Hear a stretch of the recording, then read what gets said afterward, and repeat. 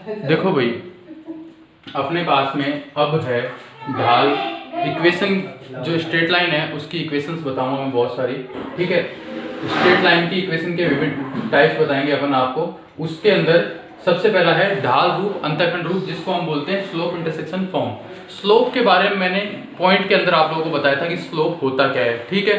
वही सारी चीज बात करेंगे। एम यानी कि स्लोप क्या होता है? स्लोप होता है एक ऐसी लाइन जो कि एक्स एक्सिस के साथ में, जो कि क्या करे, एक्स एक्सिस के साथ में पॉजिटिव डायरेक्शन के साथ में थीटा एंगल बनाए। उसके टेन को क्या बोलते हैं? हम स्लोप बोलते हैं। उसके टेन को क्या बोलते हैं? स्लोप या फिर प्रवणता बोलते हैं। उसके लिए देखो, जैसे कि अपने पास में ये है, ठीक है, और ये की लाइन है, ये इसके साथ में एंगल बना रही है थीटा, जानते हो अच्छे से इसको, ठीक है।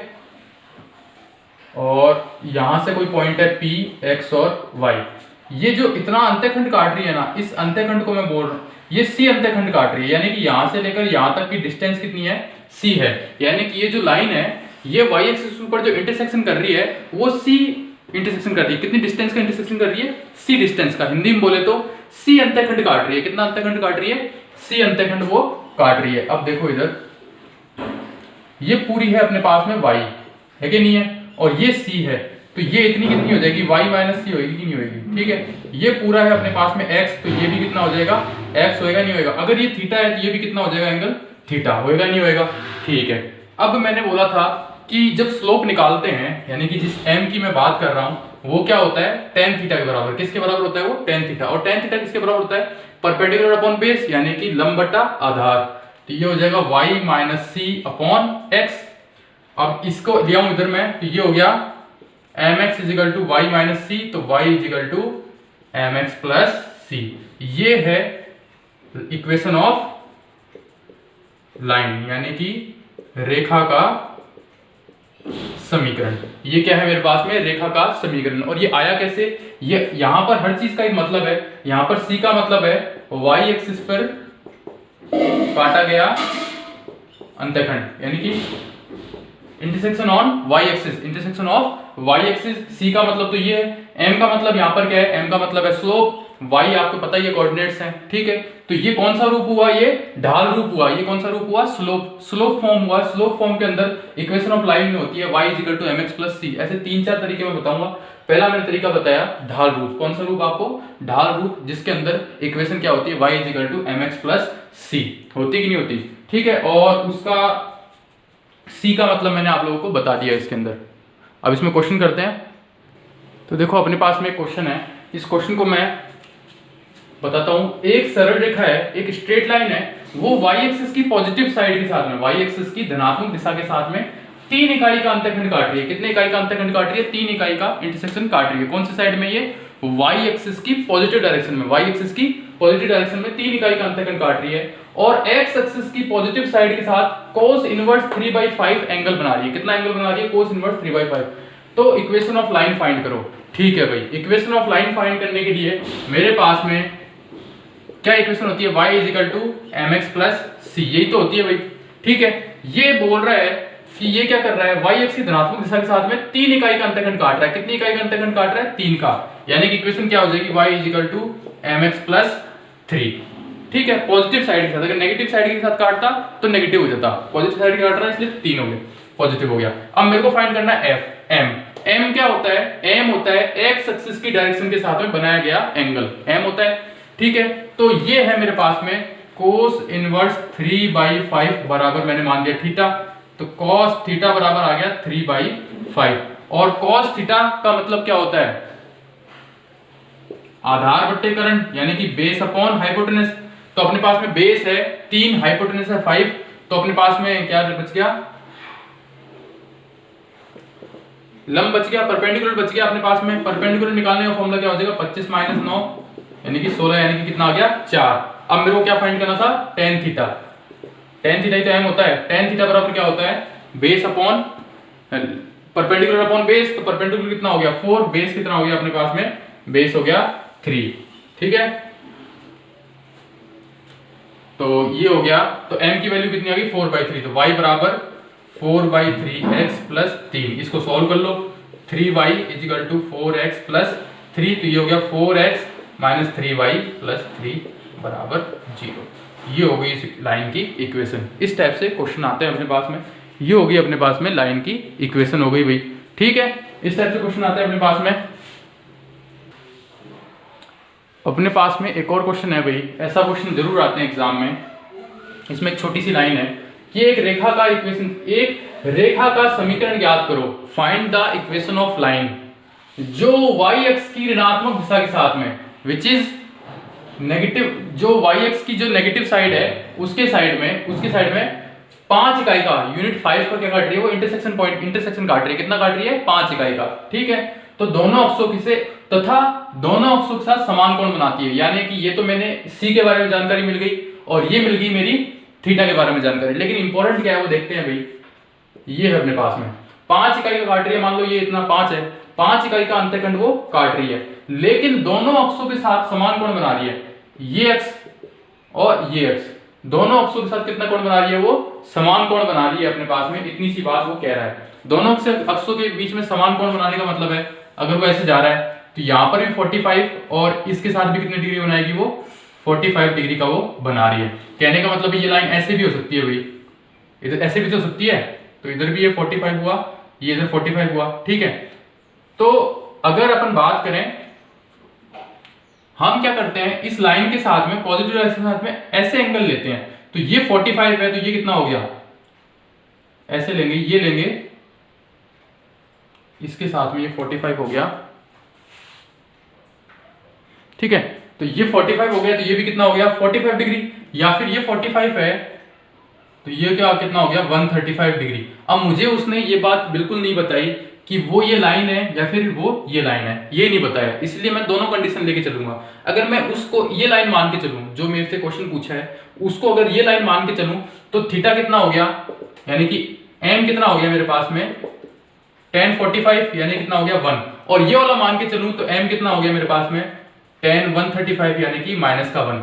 तो इक्वेशन क्या हो गई? y is equal to m है plus minus m x plus नहीं, ऋणात्मक दिशा के साथ में है तो -5। यानी कि अपने पास में इक्वेशन क्या हो गई? y is equal two plus minus x minus 5। ये हो गई मेरे पास में इक्वेशन।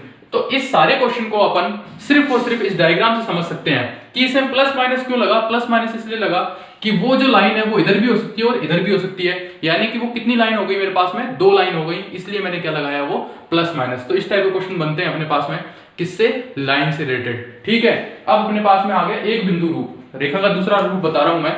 अभी तक मैंने आपको कौन सा बताया भाई?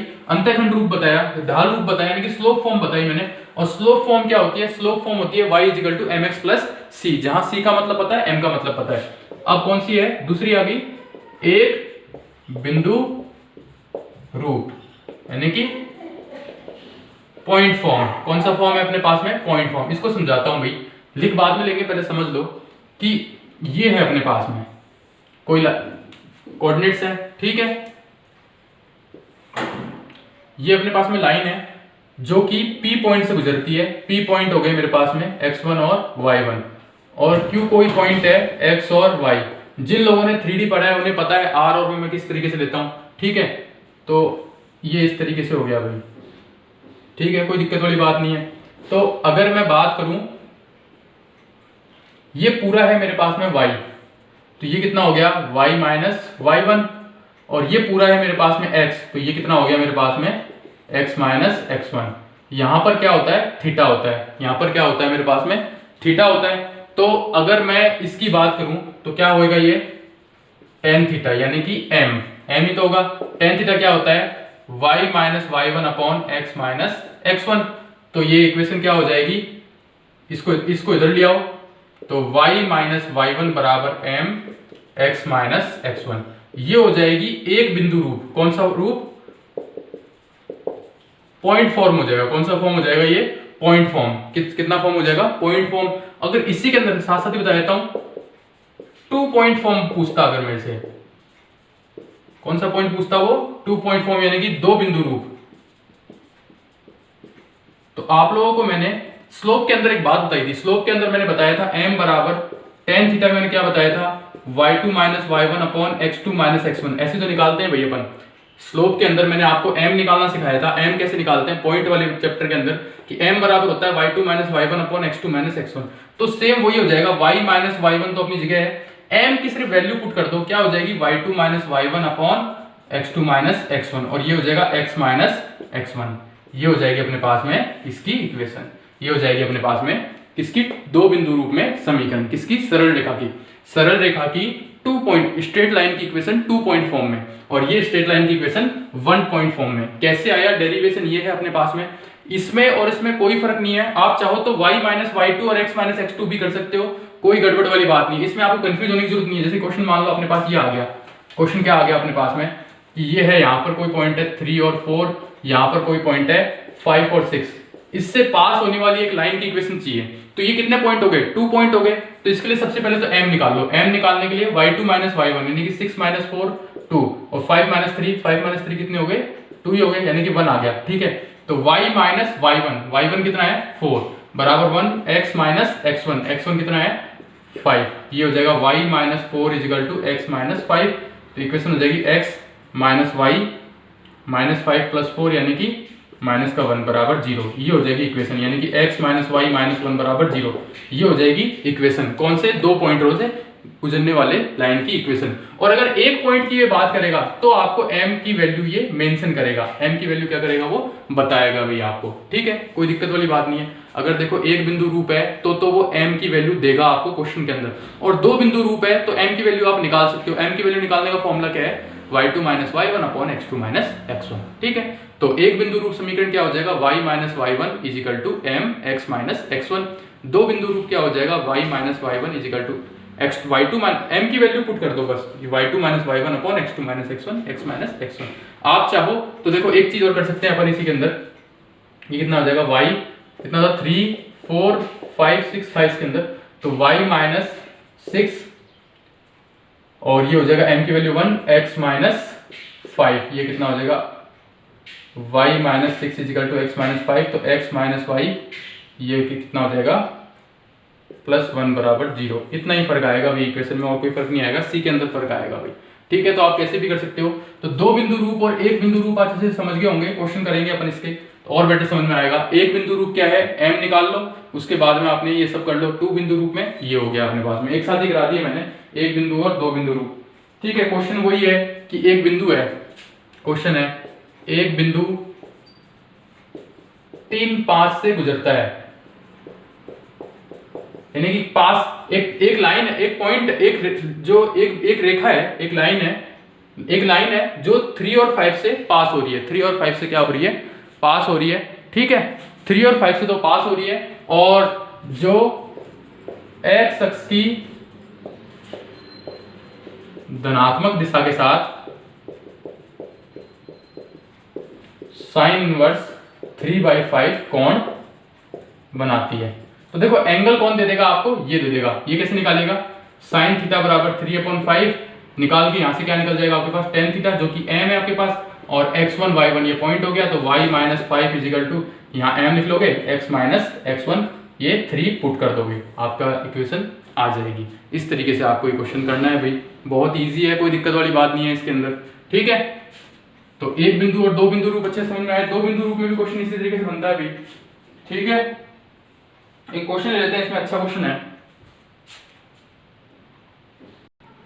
देखो भाई अपने पास क्वेश्चन क्या है कि एक ट्रायंगल है, उसके वर्टिस दिए हुए हैं, a दिया हुआ है -1 7, b दिया हुआ है 5 1 और c दिया है 1 4। a दिया हुआ है -1 -7, b दिया हुआ है 5 1 और c दिया हुआ है 1 4। क्लियर है बात। ठीक है, आपको जो ये एंगल दे रखा है ए बी सी, यानी कि ये एंगल बी, इसके एंगल बाइसेक्टर चाहिए आपको। क्या चाहिए, एंगल बाइसेक्टर का की इक्वेशन चाहिए। क्या चाहिए, इस एंगल जो बाइसेक्टर है इसकी क्या चाहिए मेरे को, इक्वेशन चाहिए। इस एंगल बाइसेक्टर की क्या चाहिए मेरे को, इक्वेशन चाहिए। अब इस एंगल बाइसेक्टर की इक्वेशन चाहिए, यानी कि कोण अर्धक की समीकरण चाहिए।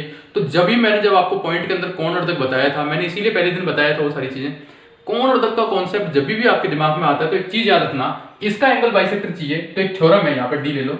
एक थ्योरम क्या बोलती है कि BA upon BC is equal to AD upon DC हो जाएगा, AD अपॉन DC हो जाएगा। तो सबसे पहले आप BA डिस्टेंस निकालोगे, तो BA डिस्टेंस कितना होगा, -1 -5 6 36 -7 + 1 8 64, यानी कि 10 10 अपॉन BC निकालोगे 5 - 4 16 1 - 3 9 16 + 9 कितने हो गए 25 25 का कितना हो जाएगा 5 is equal to AD upon DC, यानी कि ये कितना हो गया 2:1 में।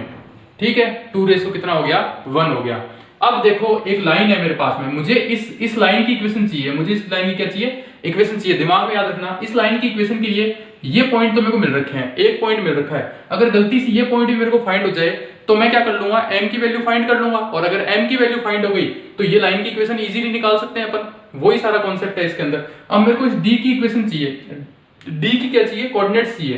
तो देखो ये आपके पास में AC है, इसको 2:1 में डिवाइड कर रहा है, तो d के रेशो निकाल सकते हैं अपन। कैसे निकलेगा, 2 - 1 कितना हो गया 2 - 1 अपॉन 3, यानी कि 1/3, और ये कितना हो गया 8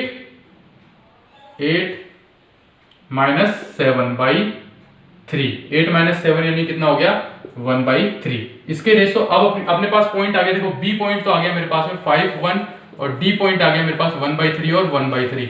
आप m फाइंड कर सकते हो क्या, y2 - y1 कितना हो गया 1/3 - 1, और x2 - x1 यानी कि 1/3 - 5, ये कितना हो जाएगा 1 - 3, 1 - 3 कितना हो गया -2/3, ये कितना हो गया 15 - 1 14 -14/3, 3 से 3 कैंसिल आउट, -2/14 यानी कि 1/7। m की वैल्यू कितनी आ गई 1/7, m की वैल्यू आ गई 1/7। तो आप निकाल लो इक्वेशन, y - y1, y1 कितना है 1, y - y1 is equal to m कितना है 1/7, x - x1, x1 कितना है 5। तो इसको सॉल्व कर लो, 7y - 7 is equal to x - 5, और आगे सॉल्व करेंगे तो आ जाएगा x - 7y, इसको प्लस कर लो तो कितना हो जाएगा 2 हो जाएगा, क्या 2 बराबर 0। इक्वेशन आप निकालो, ये क्या आ जाएगी आपके पास में कोणोर्धक यानी कि एंगल बाइसेक्टर की इक्वेशन। ये सारी चीज आप कब कर पाओगे, ये सारी चीज आप जब कर पाओगे जब आपको पता है कि एंगल बाइसेक्टर का कॉन्सेप्ट क्या होता है। इसीलिए लास्ट टाइम पे मैंने angle bisector, circumference, centroid, ortho centre यानी कि केंद्रक, लंब केंद्र, परिकेंद्र, शीर्ष केंद्र, अंतः केंद्र, सबके बारे में आपको जानकारी इसीलिए दी थी ताकि अब जब यूज होएगा तो आपको कोई दिक्कत नहीं आएगी और कॉन्सेप्ट आपके दिमाग में क्लियर है। 2 बिंदु रूप अपना हो गया।